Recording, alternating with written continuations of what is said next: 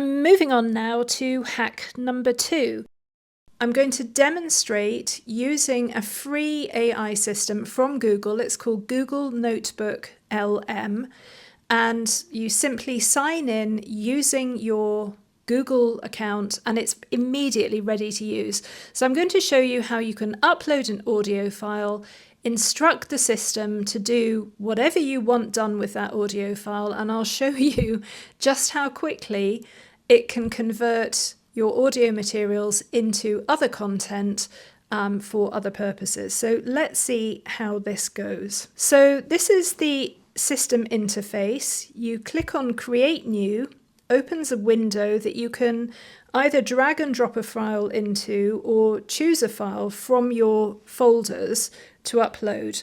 So we're taking an audio recording of a webinar that ran recently. It was a webinar on the subject of choosing words, the best words to associate with your brand. So when Zoom produces a recording on my system, it gives me both a video file and an audio file. So I'm going to upload the Zoom audio file to Google Notebook LM.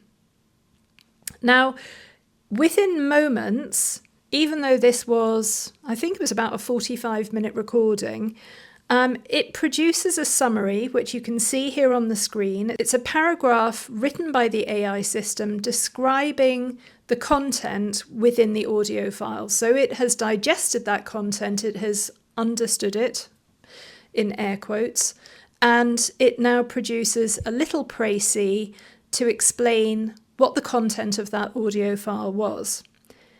At the bottom of the screen, you can see that there is, again, a prompt window, and you can type directly into that window to give the system instructions about what it is now to do with the audio file that you have uploaded. So this is when you could tell it to make minutes, including actions, or in this case, I'm going to ask it for me to write a blog post. And here you can see the prompt that I've written. Now, I want to apply some of my own intelligence to this process. I know what I want that blog post to look like. I know what the content of the webinar was. I know I want to write a blog that picks from that webinar the 5 key points that would be of most interest to the interior design audience that I'm going to be presenting this to. So my prompt to the AI system tells it to produce a blog post featuring 5 key points from this discussion, 5 specific tips for interior designers wishing to improve the quality of the impact made by their use of words, and so on. So it's a bit like you would do if you were briefing a colleague or you were briefing somebody who works for you. You wouldn't just say, go and write a blog. You would tell them what the purpose was, what the content was to be, what the structure was to be, what you were hoping to achieve, who it was being written for, that kind of information. So you can't turn your intelligence off. You have to give really good direction to the AI. But once you've done that, and the AI thinks about it for a little moment, it then produces a blog post that is ready to use. Here you can see what Google Notebook LM wrote in response to the prompt that I gave it based on the audio file that I uploaded. All I'm doing here is I've cut the text directly from the AI system. I've pasted it into a Pages document, and now I'm just going through and clicking on it to make sure that all of the paragraphs look correct. So I have done nothing more than cut and paste. So there's a bit of an issue these days with the quality of content that comes out of large language models, generative AI. So you maybe do have to edit this a little bit to put it into your own voice.